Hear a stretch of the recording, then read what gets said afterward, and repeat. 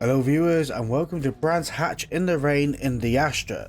Now this race was unusual, to be fair, and probably one of the best races I've had in a long time. Now instead of overtaking cars towards the latter part of the race like I normally would, I decided to see the temper of adding pressure onto other drivers as we are following them. By this I mean where you're really close up behind them and really trying to knock them off their game, trying to make them miss their braking points or turning whilst they're too busy watching what you're doing behind. And it does work overall. It's quite a good tactic if you are unable to try and get past them if you're in a slower car like I am right now. Well, we have made it out of turn 3 alive and in P7 position. The contact was very lovingly close and everybody clearly wanted a hug, but we are battling down here now down the back straight in P7 position, trying to catch up to the Audi in front. Looking at the board left hand side, 100 meter dab of the brakes down to about 95 miles per hour coming through here and out to the left hand curb. Next 100 meter board down to third gear, coasting it over this curb on the right hand side about 75 miles per hour and then sending it down the straight. Looking to the board on the right hand side, you'll see another 100 meter board, dab with the brakes back into third gear, over the curb we go and keep over to the right hand side. 100 meter board again, third or second gear as you come through here and then accelerate out the corner. As you can see, we have really caught up to P6 position. They are leaving us a little bit on the straight, but the Audi is much quicker in a straight line than the Vauxhall is. Anyway, coming through here over in third gear and accelerating out the other side. Keep them back over in your right hand side, and as the track straightens out, slowly come over to your left hand side and looking just after the 200 meter board down onto the brakes into third gear, coast that curb on the right hand side and accelerating down the dip we go. Keep over on your left hand side 100 meter board, braking down to second gear. Now I was looking to make a move here, but the Audi in front did close the door a little bit and I didn't want to chance a collision or anything like that, so I thought it's just better to back out and try and apply a bit more pressure. Coming down here, looking for the 100 meter board on the right hand side, down on the third gear and then coasting it through and accelerating out the other side and up the hill we go. Not my strongest point on the track this corner. I do seem to still stumble over my own toes as I go through there, but you can see the Audi is getting away from us. We do have a Golf catching up to us, and it's not a position I want to be in with a car behind as well as a car I know I can pass if I had more power, but it is what it is and we're going to see what we can do with this situation because I don't want the Golf getting past and I also want to try and get past the Audi in front. So we're in a, like I say, in a weird situation is the best way of putting it. Coming over to the right hand side, looking out for the 100 meter board, dabbing the brakes into second gear, coasting it round this corner, accelerating out the other side. And I had a much better run down the Audi than the front, so I'm going to come over to the left hand side as they were guarding the inner part of the track. I wasn't going to make a move, but the idea of me looking to make a move and force them on the inside line, which gave me the old switcheroo move. Cannot grumble at that. The Golf behind is like, yes, I've got a position to make. I'm going to go through 3 abreast, but the Golf had a smarter plan and decided to back out because no, it's not going to work. Coming down the curb we go. Up to the 100 meter board on left hand side, braking down to second gear. Now my tactic here is, I went very slow through this corner, try to get the 2 cars behind to come together a little bit more and I can sneak away in the corner like I have done just now, and then I don't have to fight the 2 cars behind. They have to fight each other to get to me, and that's the idea behind that. Sort of a little bit of a naughty tactic, but it works and it is used in racing, although some people do not like it. Doesn't matter because it worked, and I'm coming down here down the back straight in P6 position, 1.6 seconds away from the car in front, and let's see if we can catch up to them too. As we cross over the start and finish line, the Golf has caught up to me again and is looking towards making a move on me. The problem I've got now is I either defend this corner or let the Golf take it, and I'm just going to sort of let the Golf take it, although they did do quite a late dive bomb and not take the corner the best they could. I think we both came together a little bit there and they outbraked themselves. Luckily enough, nobody was pushed off the track, especially me, because that's what usually happens. And I think if I was pushed off the track, they wouldn't have waited. So knowing that type of temperament, I'm going to see if I can try my best and keep up with them and play the game back on them, to be fair. And I'm going to send it down here. Now, the Golf does seem a bit quicker in a straight line than I am. I was quite shocked at how much it did pull away, but they have got the slipstream of the cars in front, and I've only got the slipstream of the Golf. So I'm not in the best position right now, but coming up to the latter part of the track where I'm a little bit stronger, I can sort of gain up a bit of time right now. I do have to be mindful of my own tyre wear. As you can see, we are on wet tyres and we're pretty much eating through them at the moment. Getting right up behind that Golf right now, not letting even a bit of air between us, and then coming out the corner. And they did have a much better run out of the corner than I did, but I am not too worried at this precise moment because they are being held up by the two cars in front. The Audi goes straight to the pits. That was a late decision to make right there, and to be fair, quite an early decision to make because we are only on lap 4 and we're going to have to go back on wet tyres again because the weather is not exactly on our side. So I guess their last lap is going to be rather interesting for that person. Anyway, breaking up the 100-meter board, down in second gear and turning in right up behind the two cars in front, really sniffing up behind Cheetos and see if we can make them fall off their game a little bit. Getting right up behind them into this corner now, keeping on the right hand side, keeping your eye out for the 100-meter board, breaking down the third gear, and there we go, Cheetos is off the track. That is one position gained and I didn't have to overtake anybody. It's so easy to miss a braking point, especially at Brands Hatch on a track like this where braking points really do matter to a massive extent, especially that back corner there. That is a corner that I've missed by millimeters and I've gone off the track by miles. And it is a place that you can, if you really get up behind someone, just knock them off their pace, knock them off their game just that little bit, and that's all you need really. The next contender is BGD Hunter in front, who's also in the same car as I am. If I remember correctly, they got pole position, because I know an Astra got pole position at the track, but I don't remember the name of the car. So I do wonder if it was that car that is up in front that did set the fastest qualifying lap. Either way, it's time for our tyre change and to come out the other side and see where we are. I'd like to take the moment as we are going through the pits to thank our channel members, which is Andy Good, Jeffrey Anderson and DMC Motorsport. Thank you very much, guys. Picking the wet tyres, skipping fueling because I don't understand how we only have 5 laps left and it recommends 6.5 laps worth of fuel. I don't plan on taking this car home with me today, so I don't think it needs that much fuel. As we are exiting the pits, hopefully we do keep our P4 and Part 5 position. I think we are doing.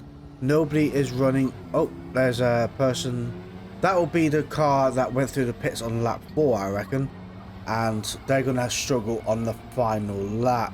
They're going to have to, really, aren't they? Because they're going to have to do an extra lap on the worn, wet tyres.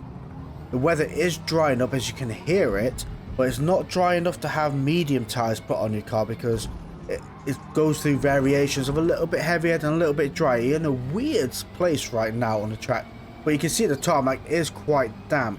So I think if we pick medium tyres, we might actually be at a disadvantage, and wets are the way forward. Let me know down in the comments below, would you have picked medium tyres or would you stuck with what I chose to do and go for wet tyres? Now as we are on lap 7, I'm going to start applying the pressure to the Astra ahead of me.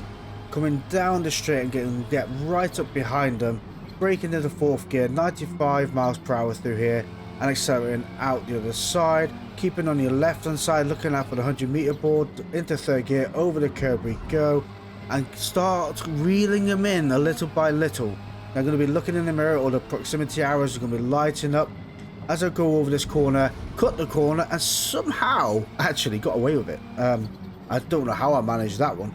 Anyway, into 2nd gear, coming through here, and you can see now me applying that little bit of pressure and watching them go off track. That is my cue to realize that I think that the pressure I'm applying might actually be unbalancing them, and that's what I'm looking for. I understand they are getting away from me right now, but I will catch them up and I will apply that pressure again. braking into third gear, rub that curb on the right hand side. You can see them going through a little bit slippy there, and off the track they go. It's like I say, it's a weird mind game tactic, and I quite enjoy it. I'm not very good at it, and I certainly fall victim to it way too often than what I should. It's really easy to sit there and you see someone in the mirror getting right up behind you, and you got them holding them up. They're going to make a move, they're going to ram me out of the way, and you got all these 100,000 thoughts going through your head, and yet they don't. And then because they're not doing it, you start thinking, what's their plan? You know, it's really does bug you. But now my next victim is going to be Taydu Andrade 99 in P4 position. I know their tires are going to start be wearing on this lap. You can see it up in front. So I'm going to see if we can try and apply a bit of pressure and make a move on this car. If not, I'm just going to overtake them because we are coming up to the last lap. We are on lap 9. So I want to try and get that P4. Sending it down here, breaking that 100 meter board over the curb. I go, I'm really taking that curb in tight, and they're going to go wide. I do not have the power to be able to run them on the straight as they do defend the position. But what I am looking at is creeping up right behind them in this corner and accelerating out the other side quicker than they are. Now, because they're going to be to my right hand side, I'm going to be rubbing off their slipstream and pretty much making this corner work. They're going to go up the inside here. I'm going to absolutely send it and not worry about what they're doing. And there we go. We have that position gained because someone's got to give. I'm not letting off. Anyway, that is another position gained, and they really are dropping off behind. So I wonder if their tires are on moderate wear now, and they are absolutely wrecked. Because 5 laps of my tyres are on moderate wear. I mean, the Audi is better on tyres than the Astra, but they would be on lap 5 now because they went in the pits at the beginning of lap 4. Oh, they've quit. Oh. Wow, you're literally 1 lap away from the race and they quit. Well, I hope me overtaking them wasn't the reason they quit. It must be down to the choice of tires and choice of the pit strategy. Anyway, we're in P4 position, absolutely smashing. So right now I'm gonna really take my time on this last lap. BGD Hunter behind is 3.3 seconds away. My tires are on moderate wear. The track is drying up. Last thing I want to do is fall off a cliff at the last lap, and because I'm sending it too hard, rather lose a few temps and stay on the track and tire save than fall off a cliff like an absolute plum on the last lap. I've done that way too many times. As you can see, we're going to about cross over the start and finish line to finish this race. BGD Hunter is 4 seconds behind me now, but I was 7.4 seconds away from the cars in front, knowing I'm not going to catch him, so I didn't bother trying. Wow, that is a lot of people that quit this race. Out of all of us, 17 of us in the beginning, and wow, a lot of people decided that enough was enough, I guess. On to Indianapolis, because I thought a bit of sunshine after the rain is what everybody needs. So as we start in the race, we are in P15 position. Going to take a good start on the line, got a Focus in front, Astras, Hondas. It was really a varied track on today, which was really nice to see instead of just having the Audis and Lynx all the time. So yeah, it was absolutely brilliant as we're coming through these corners. The downfall of this race, although is going very well, is we crashed. And not the car crashed, but more the game as we come around this corner on lap 4 in P7 position. Yep, just randomly stopped there, and I thought, oh, it's a bit of lag, I'll wait. I waited a bit more, I waited a lot more, and that was it. So back to England we go, back to Brands Hatch, because someone told me the weather was going to be nice and sunny there as well. Why not go back to a place where we had a great fun this time? But this race as well was absolutely incredible, except for that person that chose not to start the race, and they had a cup of tea left on the side with a biscuit as well. Anyway, coming around to the first corner, everything gets a little bit clumsy. Cars to the right, shoulders to the left. Here I am, braking at the 100-meter board. Now, coming around this corner in second gear, accelerating out the other side, get contact with the Honda, and luckily enough, I straightened them out, and no penalty for that one. Wow, Forza Stuart, what is going on? Have you been speaking to somebody I don't know about? Because usually I get hammered with penalties. Anyway, the Link punted off the Peugeot. Peugeot is now onto Oblivion. Rally past the TV, comes through the middle, and happily says sorry. I don't mind a bit of that. Plus they own the Audi and the Link in front. I'm going to see if I can snip off a little bit of that slipstream. Coming around here in fourth gear, usually about 95 miles per hour, so that was a little bit slow. But as you see, there's a lot of traffic ahead of us. Making a move on the Link on the inside, kind of nervous of where that Link's going to do. A few cars go off track, come back on, and for some reason, the car keeps turning right as I go up the inside. Because clearly, there wasn't enough room on the track to join and stay to the left.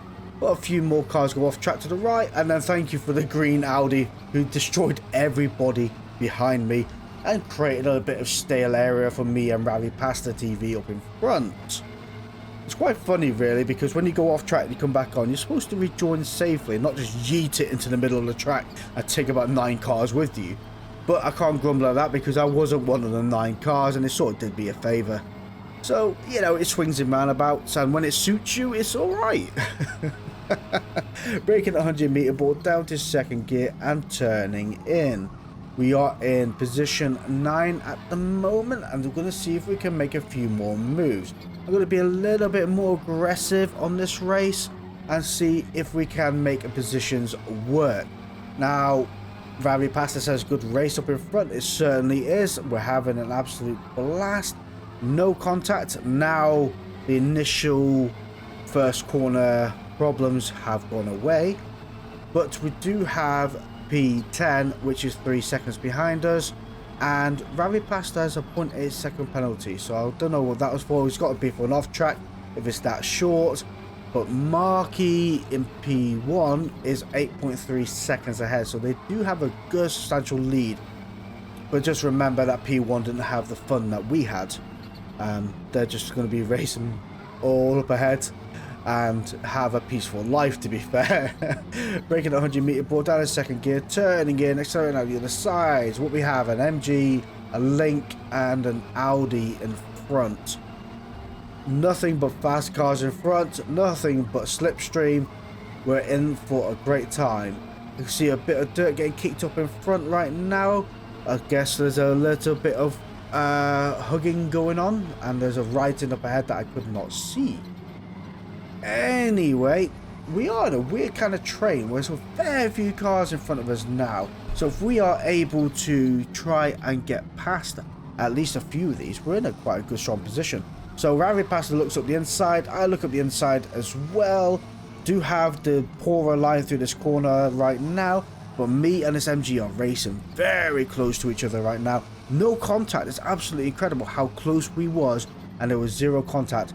Couldn't say the same about the Link though. I think the Link turned into a sandwich and had nowhere to go. It happens. I've been part of many sandwiches, not by choice. But a Link is trying to make a move behind me. I'm blocking off the right. The MG's blocking off the left. Someone's got to give in this corner. I am not giving. I've got the inside line. I'm going to send it through 4th gear and then make that position work. Link follows me through, so that's the Link and the MG going to have to play together while I escape. Well, looks like the Link backed out and the MG won that one. Anyway, coming through here in 3rd gear, the Hyundai slows Ravi Pasta up, so Ravi tries to make a move. I'm going to follow Ravi through on that, and the Hyundai does try and come over to the right hand side. Unsure why, because the optimal line is on the left, but yeah, weird choices people make sometimes. Anyway, coming over the start and finish line, we have position 6 in the bag. Can't grumble at that, and if I can keep up with Ravi Pasta in front, we'll have P5 as well, to be fair. Just need to keep 0.8 seconds and not get myself a penalty either. Going down this hill, Hyundai's gone off track. Yep, we went try going two abreast through the first corner, and they didn't make it. It happens, and happens to the best of us. I've made that mistake way too many times, cutting this corner a little bit too much, turning in way too early, and the MG able to capitalize on that behind me, braking to get the 100-meter board, coming around this corner now, trying to keep it as tight as I can, but I do have the MG to my left, which does mean they're going to have a much better run down here than I am. I'm going to come back over to the left hand side a little bit, take my time about it so they can't make that move, and then dab on the brakes down the fourth gear, coasting it around here, 90 miles per hour, accelerating out the other side, looking at 100-meter board, into third gear, over the curb we go, accelerating again, down the dip, back over onto your left hand side, looking out for the 100-meter board again, into third, over the curb, and I didn't hit enough brake. I knew as soon as I hit that corner that the angle was incorrect, and I was like, no! I shouted it out. Oh, it happens. It happens. And that's what happens when I say I'm under pressure. The MG was all over me because they are in a faster car, and I'm looking at trying to break them away, and it bit me in the bum as well. It's funny, isn't it? Because I'm showing you how to bite someone else in the bum, and I've got myself bit in the bum. But like I say, when you're under that kind of pressure, it's a weird place to be. And some people can really control their emotions, and kudos to them, because that is a lot of training right there for you just to not worry.